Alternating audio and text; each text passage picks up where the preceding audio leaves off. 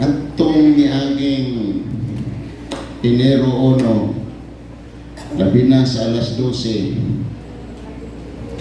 ang kasagarang mga tao, mahinamon pagayo. Mahinamon, excited, malipayon, full of expectations. Pero, abot sa 2, 3, balik sa dati. Maurag gihapon. How to sustain makaigsuunan paglaom nga atong nabatunan nga dili lang taman sa alas 12. Dili taman sa pizza uno. Pero malaumon hangtod sa katapusan tuig igsuon. Nga kining maong tuiga atong sinati pag-ong panalangin, pag-ong kahigayunan, pag-ong pamaagi o pag-ong kadaugan diha sa Ginoo. Unsaon man ato ni nga masustain. Hinumdumi igsuon nga ang Dios dili lang interesado sa imong bag-o nga naangkon, kung dili sa bag-ong kausaban sa kaugalingon. New you, new year. Bag-ong ikaw sa bagong tuig. Mo na gustos Ginoo igsuon. 65:11 sa Psalm. Nagaingon magaigsunan, you crown the year with your bountiful harvest, and your carts were overflow. Ang imong mga karuwahi mag-awas-awas sa mga abundansyang harvest. Kamo nga mga empleyado, mangutana ko, mga negosyante, musugot ba mo nga magnegosyo o magtrabaho, way ganansya o way sweldo? Mutrabaho ka mo. Dili yun, no? Now, dili palabyon sa Dios nga kining imong paghago pagsimba wa kay madawatan kay ingon sa uban sa manay pulos anang simba wa man tay makuha ana kay wa man sila kakita. Pero nagingon ang Salmo in the book of Psalm nga iyang purong-purungan niya ang atong katuigan sa labihan nga mga harvest. Purong-purungan niya. What pasabot sa Greek Hebrew word, original language sa Old Testament, iyang likusan, iyang libutan ang atong katuigan sa abundansya. Kadagaya, daan na binisaya. Pero, babundansya na siya. Iyang libot-libutan, likos-likusan sa abundansya o ang atong agianan sa atong mga karwahe mahimong mag-awas-awas ang daghang kayong panalangin. Di ba ta gusto na? Pero ang giingon diha na abundansya nga ani ato pa naghago, nagtanong. Di man kamo ani o wa kay tinanong. O nga ang mga agianan sa imong karoy sa ato pa na kay suglanan, na kay haputanan, na ay paagi mahawol ang imong harvest. You should have a storehouse, a storeroom, or isang kitaka na lang. Mao na equivalent sa ani nga pagkasulti matayson imong ATM nga mag-awas-awas sa kabunda sa panalangin. O dili lang kana physical, dili lang i-bless ka sa Dios sa material, i-bless usab ka sa maayong pamatasan. Kaya kung maayo ang pamatasan, maayo ang imong kinaiyahan, positive mindset, magkaigsunan, malaumon ka sa Dios, mag-awas-awas ang ani usab nga espirituhanon. Amen? Diha sa 2 Corinthians nagaingon 9:6 karon timan-i kini siya nga nagpugas og diutay mo ani usab og diutay, siya nga nagpugas og daghan mo ani usab og daghan. Sa ato pa katong walay tihik-tihik nga mamuhunan, mupugas, doon na kay makaabot, labi na kung panalanginan sa Dios. Kaya bisan pa man sa atong paningkamot, ikinahanglan gyapon nato ang grasya sa Dios. Na may mga tao nga sa kadaghan nilang abot o ganansya mo ingon na, di na ako naginahanglan ang ampo, di na kinahanglan simba, kay okay na rin ako paningkamot. Ayaw ka igsuon kay mahimo kang dagko ang ipaabot o imong gidahom pero ang buso na gani kasayawa sa sakit o balatian, purot yun ang imong tinigom. Purot na. Busa makaigsunan, di kinahanglan ang grasya sa Dios manalipod sa atong panalangin, sa atong harvest. Kanang imong hinaguan pag-eskwela nga grabing bilar, grabing tuon, di mabala kang yawa anak.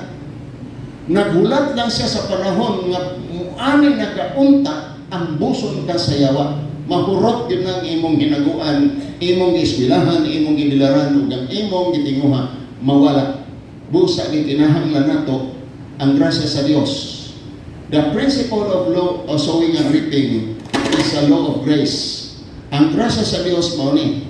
Igo ka magtanong na kay anihon. Dili naman ka ingon nga unsaon panay nimo nga mubunga buhatan lang ang imong nahibaluan buhaton. The rest iyan na sa Dios. So you do your best and God will do the rest. Walay ihik ang atong pagpuhunan sa atong hinaguan, dili lang sa atong mga panikay-sikay, kung dili sa atong pagsimba, pag-alagad sa Dios. Busa, pasalig sa Ginoo ang magpugas o daghan, muani o daghan, muani ka o daghan. Amen. Busa nga, dili na pwede nga gamay lang nga ampo, gamay lang nga simba, gamay lang kining pag-alagad, dako na imong anihon. Dili ing ana igsuon. Ang Dios nagsubay gihapon sa balaod sa sowing and reaping. Galatia 6:9 nagingon, busa dili kita magtinakulan sa pagbuhat ug maayo, kay kun magmadasigon kita moabot ang panahon na makaani gayon kita sa bunga niini. Dunay bunga niini. Pero ang sikreto mao magkaigsunan nga di ta magtinakulan. Dili tapulan, dili ingon gana-gana lang ang simba. Gana-gana lang ang atong pag-alagad kaniya. Ang gusto sa Dios nga ato gisan alagaran og tinuod igsuon. Amen. Na walay mag-uuma nga gana-gana ang iyang pag-uma. Gikan sa pagtanong hangtod sa pag-harvest ego ng palapon. Naon sa naa ang iyang tinanong. Ingana igsuon sa atong pagpangalagad sa Dios. Dapat dili ta magtinapulan nga basta-basta taphaw lang unya mag-expectar dayon ka o basulon pagani nato ang Dios. Ginoo kasi masimba baya ako. Kampo-ampo baya ko kusahay o makadumdum. Nya man nagtabo man nako. Dili na pahigo. Di kinahanglan gyud ang tinuod kay matud pa diya. Ingon siya dili magtinapulan og maayo o pagbuhat o maayo kay kun magmadasigon mainiton dili gana-gana lang. Uwan nga gana-gana lang simba. Kung ganahan, mo simba. O di ganahan, o higda-higda sa tagay, ala-ala nga, kapuyo kaya sa ta. Pero nga naman, kung adlang si Mana Lunes sa Paimo sa Ternis, wa may gana-gana na, ganahan ka dili, eskwela, trabaho, manikasi kayo ka. Pero simba, depende. Depende o ganahan, depende o may panahon, depende o may piti, depende ganahan kahit kondisyon. Pero makaigsunan ang Diyos ng ingon, kung magpadasigon kita, mabot ang panahon nga makaani gayon kita sa bunga ni ini. Amen. So sa ato pa, nagpasalig ang Diyos nga dili palabyon ang imong tanang nabuhat para sa Ginoo. Kung di man karon moabot ang panahon, kung moabot ang panahon mo ingon ka wala gihapon tungod kay anam-anam na ang imong bonus. Amen. Anam-anam na kada adlaw. Sa usa ka tuig wa ka ma-ospital, 200-300,000 bonus na sa Ginoo. Dili in cash but in your health gitagaan ka na bonus. Magkung sa magdako lagi ka o kita pero dako po o gasto. Ngulag-wala lang yapon. Matod pa ni Hagiyo nga propita Hagiyo sama ka sa nagsulod o bulsa, boslot nga bulsa. O, nag-andang magwarta pero wa ka pong matagamtam nimo. Busa dili kita magtinapulan. Amen. So good karon tuiga New Year's resolution, di na magtinapol. Ulan, rain or shine, bahalag magulan. Bahalag magulan, bahalag kapuyon, bahalag laayon, simba ihapon. Amen. nasakitan ka o dili o gisapot ka o wala, ayaw iya pila-pila ang Ginoo kay way labot ang Ginoo sa imong sapot. Tana bitaw ko sa uban, anong wa kasi pastor? Ay gisapot ko sa akong bana, pastor. Usa may sala sa Ginoo nganong apil manimo siya. Usa may sala sa Ginoo nganong anak ang hinungdan ang Ginoo imong ipawungawan. Ayaw dalahiga ang Dios. Kaya ang Dios kanunay siyang maayo. Amen. Kanunay siyang maayo. He will bless the works of your hands. Matod pa si Deuteronomy 28. Dapat ito na tayo buhaton sa atong kamot. Kaya panalanginan na niya ang buhat sa atong kamot. Gusto tayo paralangin, nga anay buhaton. Dili po pwede igsoon. Dili po da pwede nga trabaho lang walay alagaray sa Ginoo. Kaya mahurot na kung walay pagpanalipod sa Dios.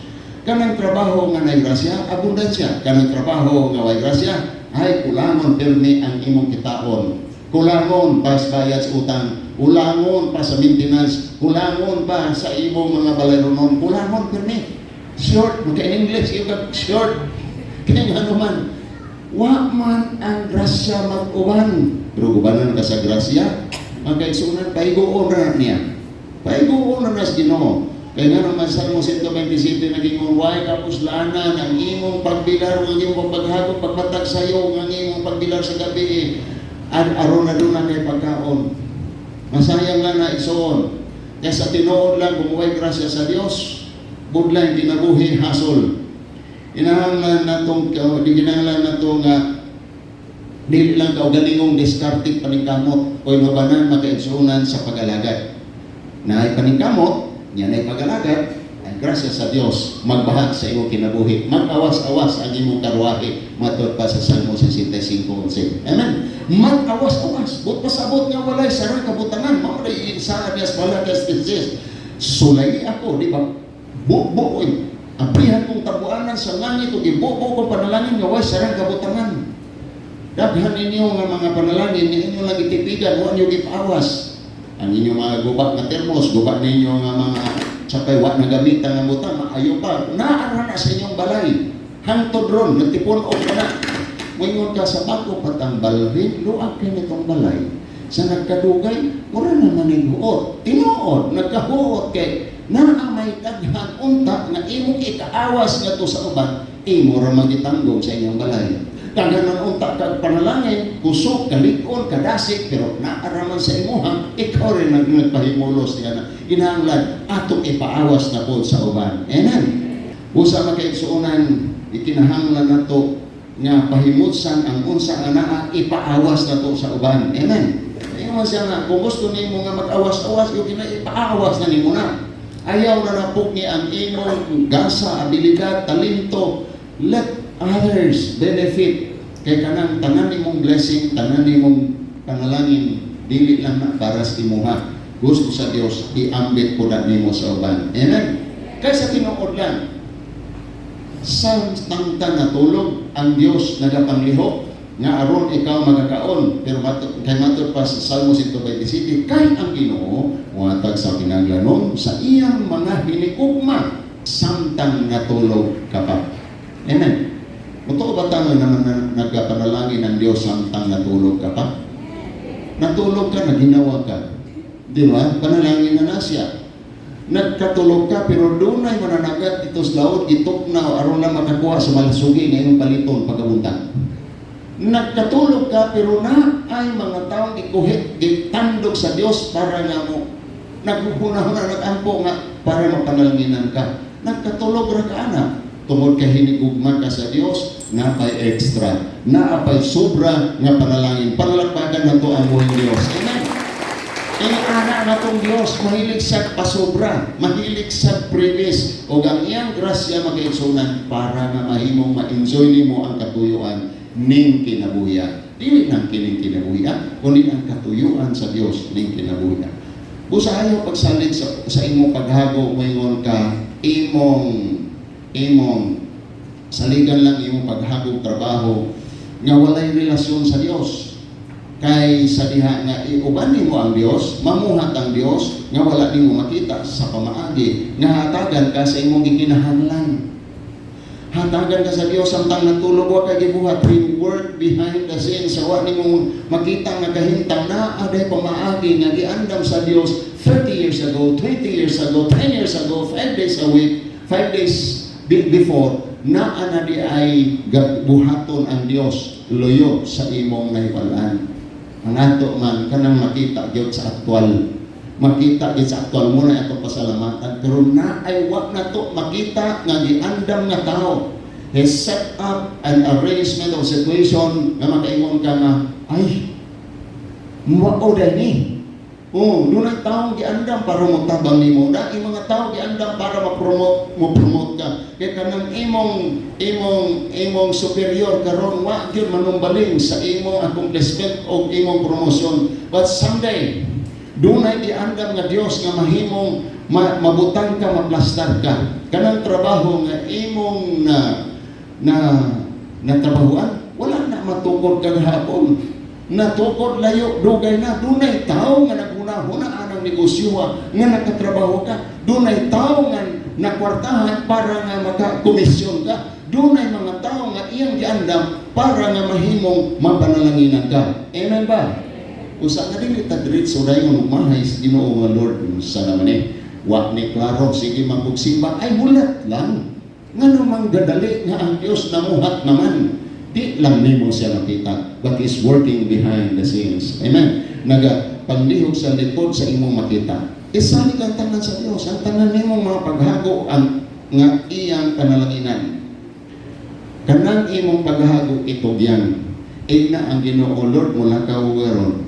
Mangita ko kliyente, magpaabot ko customer, magpaabot ko tawag, tuguti ko Ginoo nga imong panalanginan ang among pag-indistoryahanay.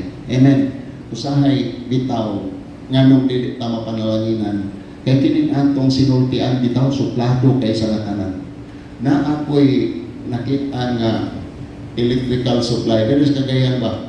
Suplado kini inject. Suplado kay sa tanan. Dili tanan inject suplado pero kana siya nga tagiya grabe yung ka.